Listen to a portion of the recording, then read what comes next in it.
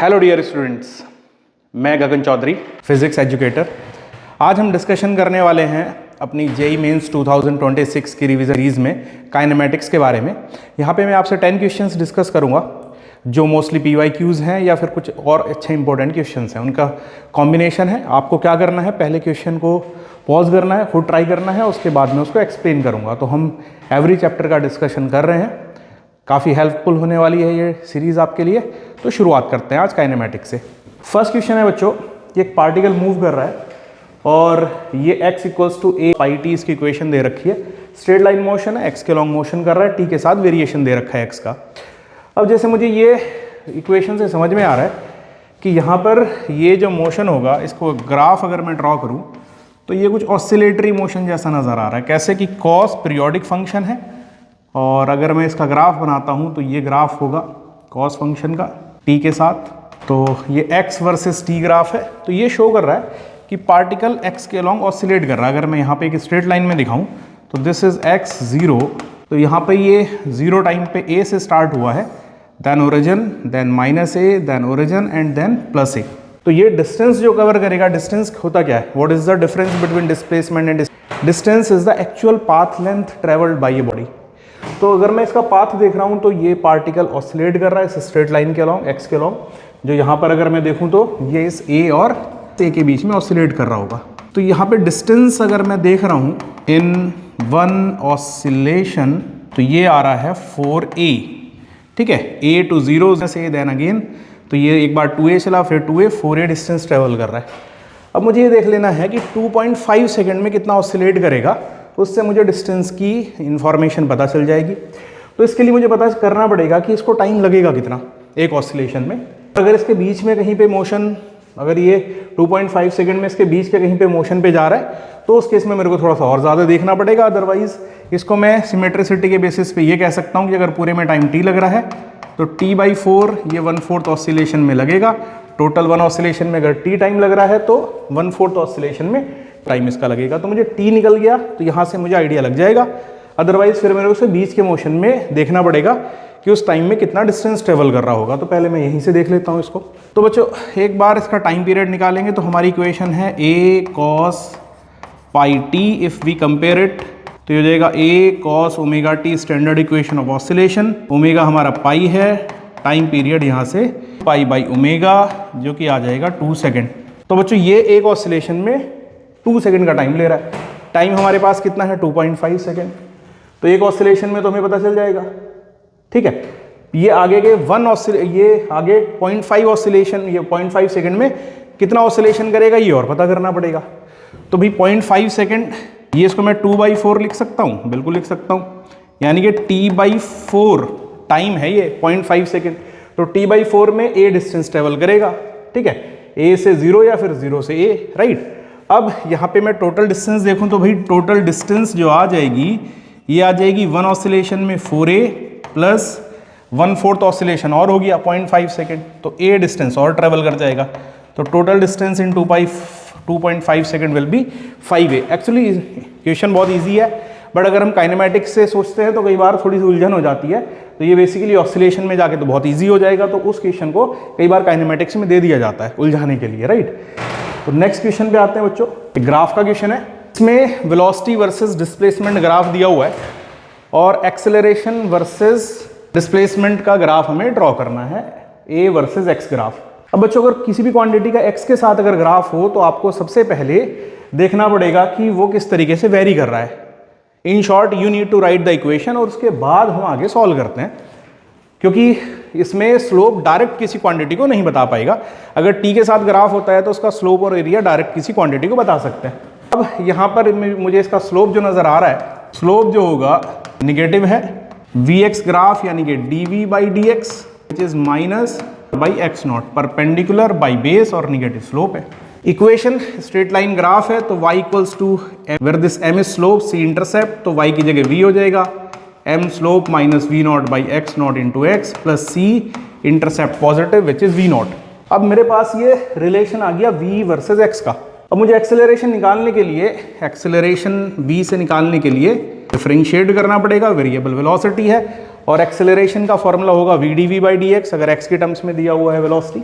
अब मैं यहाँ पर वैल्यू अगर रख दूँ तो minus v not by x not x plus into में minus v not by x not, तो ये आ जा रहा है v not square by x not square x minus v not square by, यानी कि a इक्वल्स टू, इसको कांस्टेंट ले लेता हूँ मैं, a एक्स बी। ये भी स्ट्रेट लाइन की एक इक्वेशन नज़र आ रही है जिसमें इंटरसेप्ट निगेटिव और स्लोप पॉजिटिव है, जो कि फर्स्ट ग्राफ में दिखाई दे रहा है।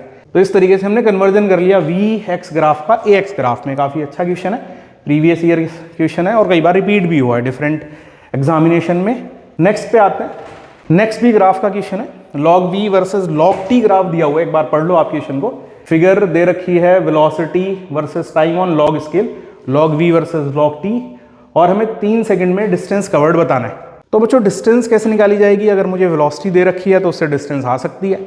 अगर स्ट्रेट लाइन में जा रहा है तो डिस्टेंस और डिस्प्लेसमेंट एक ही बात होगी। हमें सबसे पहले बस ये वेलोसिटी कैसी है, यूनिफॉर्म की नॉन यूनिफॉर्म, वो पता करना है। वो इस ग्राफ से इंफॉर्मेशन पता चलेगी। तो स्ट्रेट लाइन है mx प्लस सी, इसकी इक्वेशन भी होगी m 1045 slope, x log of c कितना है इंटरसेप्ट log 2 और y it is log v। तो बच्चों 1045 1 होता है, ये हो जाएगा log v minus log t, इधर से log t आ जाएगा इक्वल्स टू log 2। अब ये log v बाई टी, क्योंकि log x minus log y log x upon y होता है, इज इक्वल्स टू log 2। तो दोनों तरफ कंपेयर करके v की वैल्यू 2t के बराबर आ जाएगी। तो ये रिलेशन शो कर रहा है कि वेरिएबल वेलोसिटी है, t के साथ वेरी कर रही है।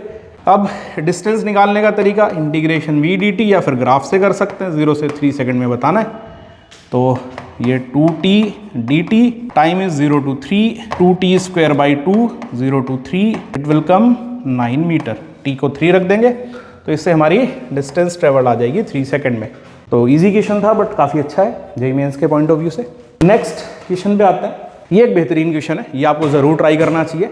अगर हम इसको सॉल्व करने बैठे हैं तो कई बार बहुत लेंथ में भी चला जाएगा। मैं इसको रिलेट करके एक टॉपिक से सॉल्व करूँगा तो उससे हो सकता है कि थोड़े से 2-4 स्टेप हमारे बच जाएँ। बट इसमें क्या है कि हमें एक्सेलरेशन की रिलेशन नहीं दे रखी टाइम के साथ, उन्होंने इन्फॉर्मेशन दे रखी है जो हमें बनानी पड़ेगी। तो एक बार पढ़ लेते हैं क्वेश्चन।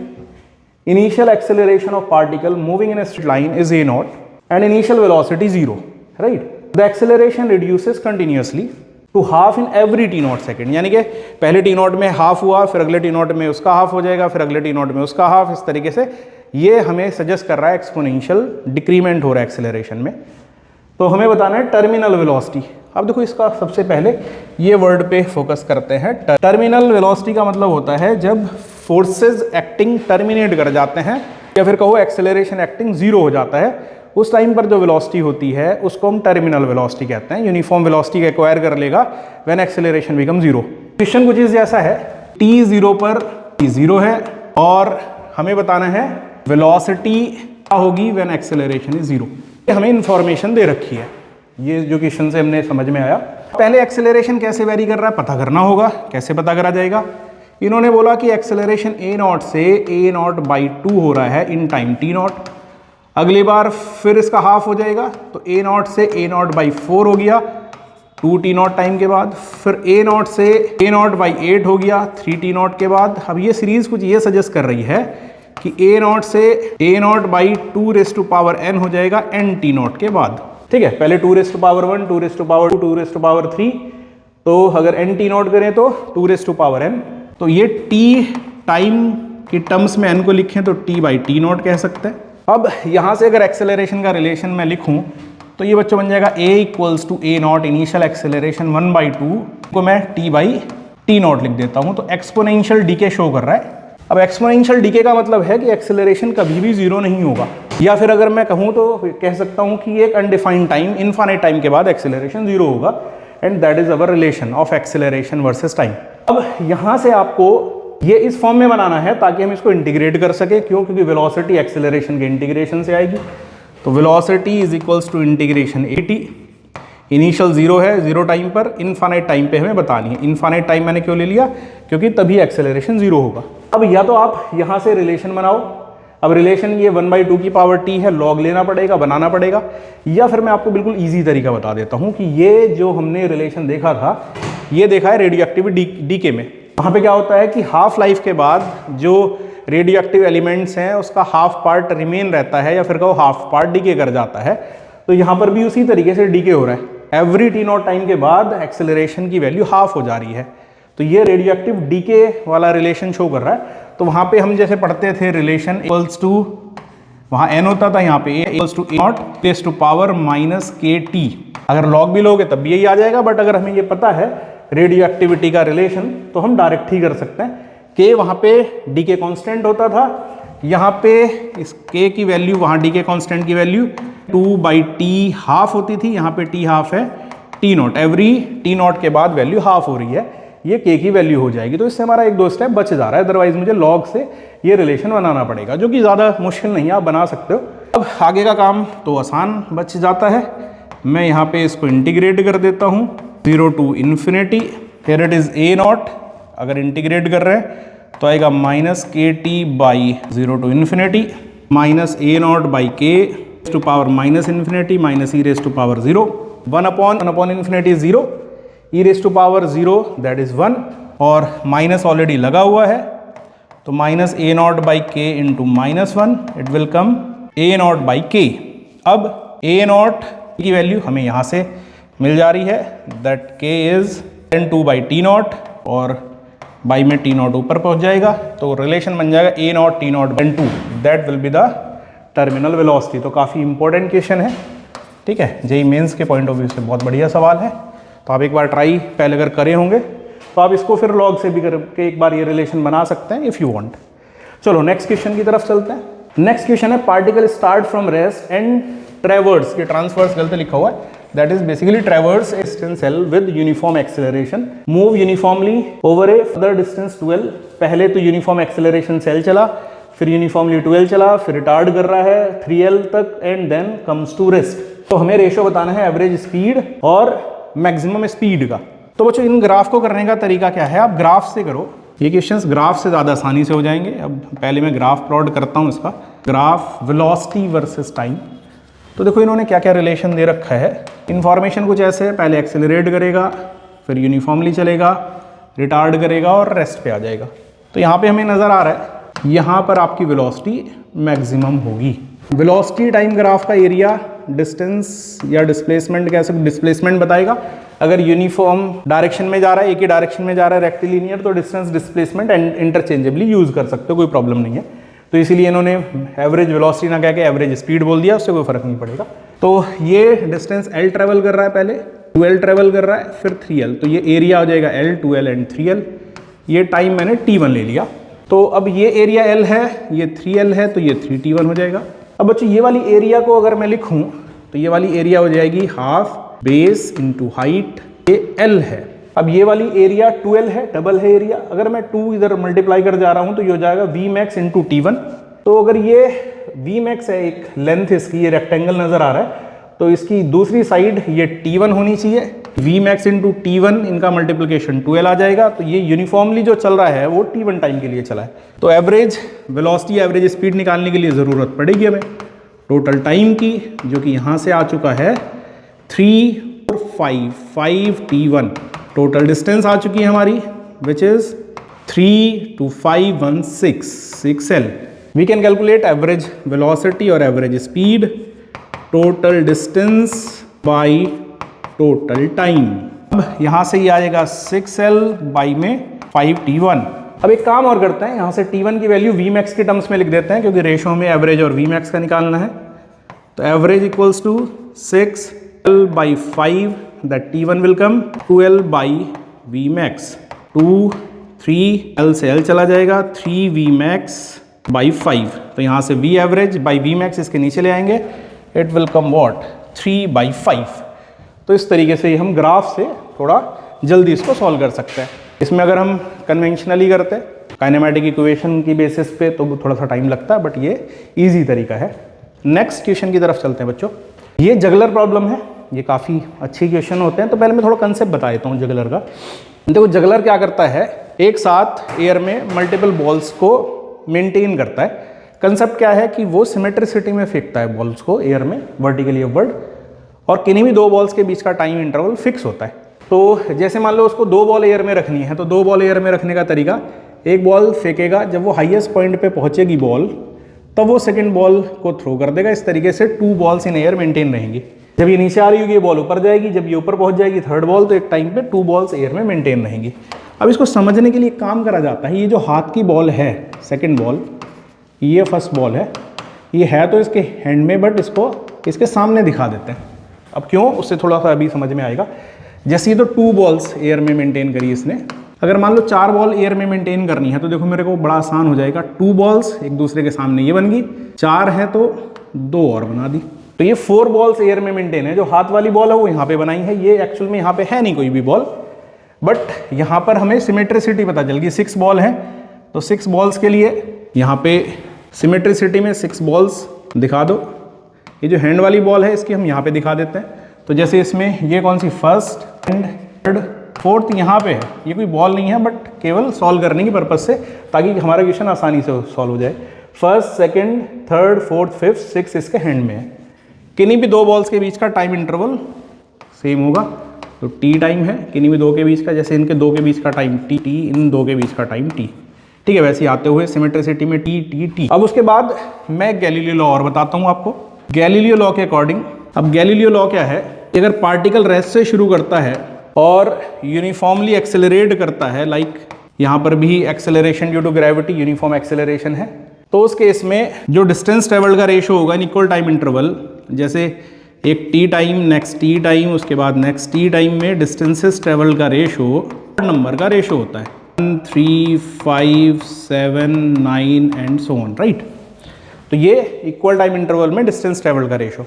अगर यही टाइम 1 सेकेंड का हो तो 1 सेकेंड, नेक्स्ट 1 सेकेंड, ठीक।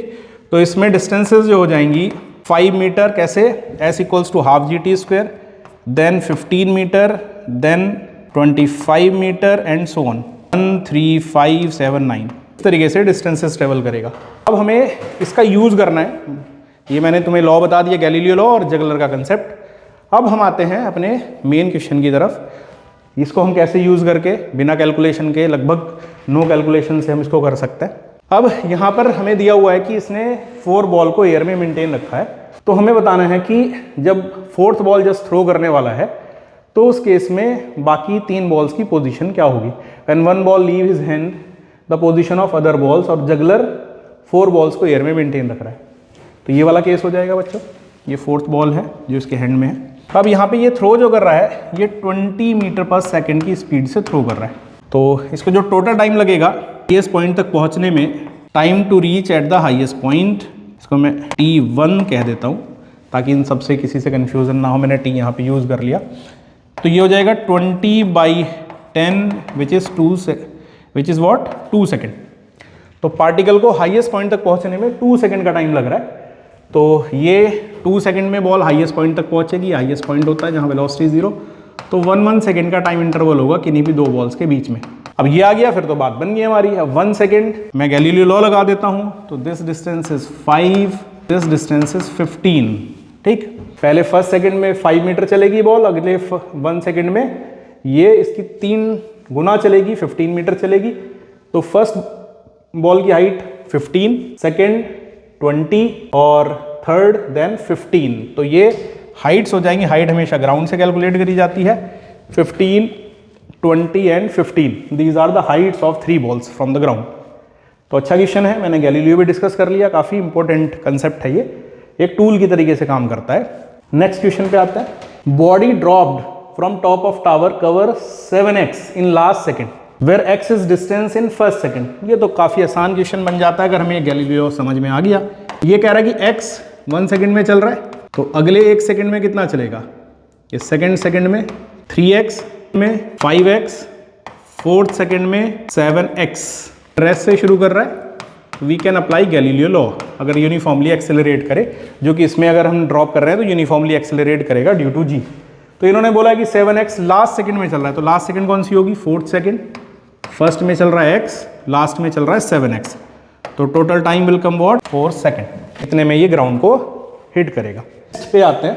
इन a car race on a straight path, car A t time less than car b at the finish and passes finishing point with speed v more than that of car b। तो अच्छा question है। इसमें v की value बतानी है A1 A2 t की terms में। तो कार रेस में क्या होता है कि कार रेस में पाथ लेंथ सेम होती है और इनिशियल वेलोसिटी 0 होगी। ये दो इन्फॉर्मेशन हमारे पास रहती हैं।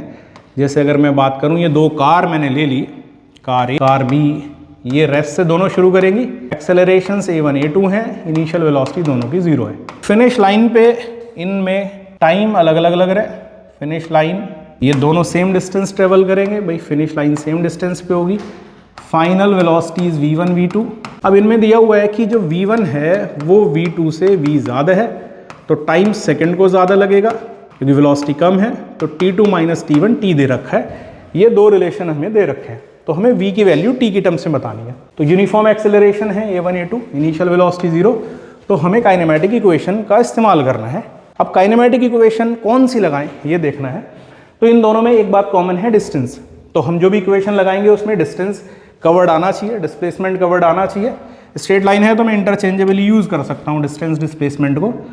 तो v square equals to u square plus 2as इसमें आता है डिस्प्लेसमेंट, और एक s equals to t plus में आता है। इनिशियल वेलोसिटी 0 है तो v1 आ जाएगा रूट 1d, तो आ जाएगा रूट 2a2d, यहाँ से आ जाएगा रूट 2d बाई a1, क्योंकि दिस इज 0 तो t1 यहाँ से root 2s by a and T2 will come root 2d by a2। अब मैं वैल्यूज़ रखता हूँ, तो यहाँ पे मुझे रूट 2d दोनों में नज़र आ रहा है, इधर भी रूट 2d। तो हम एक काम करते हैं, रूट को कॉमन ले लेते हैं, इनको डिवाइड कर देते हैं। तो रूट 2d इधर से कॉमन लिया जाएगा, तो root a1 which is v, ये रूट 2d कॉमन ले लिया जाए, तो 1 by root a2 minus 1 by root a1 through t। Now we can divide them. अब डिवाइड करेंगे तो रूट 2d कैंसिल आउट, तो एलसीएम ले लो, तो यहाँ पे ये रूट a1 माइनस रूट आ जाएगा, तो it will be root a1 a2, यहाँ पे बचेगा इधर v बाई टी, से v की वैल्यू आ गई रूट a1 इंटू टी, तो हमारा रिलेशन बन जाएगा रूट a1 a2। तो ये काफ़ी अच्छा क्वेश्चन है, काइनेमेटिक इक्वेशन का बड़ा ही शानदार सा यूज़ है। नेक्स्ट क्वेश्चन की तरफ चलते हैं। Body projected upward with the velocity u, it passes through a certain point above the ground after t1, the time after which body passes through the same point during the return journey। अब इन questions को करने का तरीका होता है बच्चों symmetricity. Symmetricity क्या होती है कि अगर हमने पार्टिकल को अपवर्ड थ्रो करा तो जिस स्पीड से थ्रो करेंगे इस पॉइंट पे जाके वेलोसिटी 0 और उसी स्पीड से ये ग्राउंड को हिट करेगा। जितना टाइम जाने में लगेगा उतना ही टाइम आने में लगेगा। Total time 2t which will come 2u by g. अगर मैं इसके मिड तक की टाइम की बात करूं कि h/2 तक जो मैक्सिमम हाइट है उसके हाफ हाइट तक जाने में जो टाइम लगेगा इतना ही आने में लगेगा। या कोई भी एक डिस्टेंस अगर ये जाते हुए ट्रेवल कर रहा है, आते हुए जर्नी में उतना ही टाइम लगना है। ये अपवर्ड और डाउनवर्ड मोशन कंप्लीटली सिमेट्रिक होंगे। वजह क्या है इसकी कि एक्सेलरेशन यूनिफॉर्म है, ठीक है। Acceleration is due to gravity, और ऊपर जाते हुए ये इसको रिटार्ड कर रहा है, नीचे आते हुए यही एक्सेलरेशन एक्सेलरेट कर रहा है। जो वेलोसिटी जिस रेट से घट रही है उसी रेट से बढ़ेगी भी। अब इसका इस्तेमाल देखो यहाँ पे कैसे करना है भाई। ये कह रहा है कि एक पर्टिकुलर हाइट को टाइम के बाद ये क्रॉस करता है, फिर से इसी हाइट पे कितने टाइम के बाद ये होगा, ये t2 टाइम के बाद मान लो होगा। अब ये इस हाइट तक जाने में इसको t1 टाइम लगा है, तो आने में भी t1 टाइम लगेगा। टोटल टाइम जो हो जाएगा ये हो जाएगा 2t1 plus t2, t1 t2 t1, तीनों को जोड़ दिया। ये टाइम ऑफ फ्लाइट होता है 2u बाई जी, तो we can say t2 equals to u by g minus t1। That is a time जब ये फिर से इसी पॉइंट को क्रॉस करेगा, इसी हाइट को क्रॉस करेगा। चलो अब नेक्स्ट क्वेश्चन की तरफ चलते हैं बच्चों। अच्छा क्वेश्चन था ये भी। Moving car possess average velocities 5, 10 and 15 in first, second and third second respectively. What is the total distance covered. ये थोड़ा इजी क्वेश्चन है, बस इसमें फॉर्मूला ही हमसे पूछा है कि एवरेज वेलोसिटी होती क्या है। तो ये बोल रहे हैं कि फर्स्ट सेकंड में जो वेलोसिटीज हैं एवरेज 5, 10 एंड 15 है। अब एवरेज वेलोसिटी अभी हमने देखा था प्रीवियस इक्वेशन में, तो ये एवरेज वेलोसिटी का जो फॉर्मूला होता है, प्लेसमेंट अगर स्ट्रेट लाइन में जा रहे हैं तो एक ही बात होगी, टोटल टाइम, राइट। अब पहले वाले में जो डिस्टेंस ट्रेवल करेगा average velocity into time 5 metre आ जाएगा, अगले वाले में 10 मीटर आ जाएगा, लास्ट थर्ड सेकेंड में 15 मीटर आ जाएगा। वी विल ऐड, तो टोटल जो आ जाएगा, total distance it will be, जो टोटल डिस्टेंस आ जाएगा टोटल 30 मीटर, राइट। तो बच्चों इस तरीके से हम इस क्वेश्चन को सॉल्व कर सकते हैं। अब आपको बच्चों जब भी ये, जैसे मैं जो भी सीरीज़ में हर एक टॉपिक के क्वेश्चंस लेके आऊँगा। आपने क्या करना है कि जब भी इसको ट्राई करोगे उससे पहले आपको फॉर्मूला रिवाइज करना है, और फॉर्मूला रिवाइज, कंसेप्ट रिवाइज करने के बाद ये क्वेश्चंस ट्राई करने, अटैम्प्ट करने। तो इससे आपका क्या होगा कि ये क्विक रिवीजन हो जाएगा। जैसे मैकेनिक्स को एक साथ आप कर सकते हो, जो क्वेश्चन आ रहा है उसको स्किप करते रहो या फास्ट फॉरवर्ड में देख लो और सबसे पहले खुद ट्राई करो, राइट। उससे आपका एक क्विक रिवीजन हो जाएगा और कुछ ऐसे अच्छे क्वेश्चंस आपको मिल जाएंगे जो काफ़ी इंपॉर्टेंट हैं JEE 26 के लिए। Thank you for watching. Next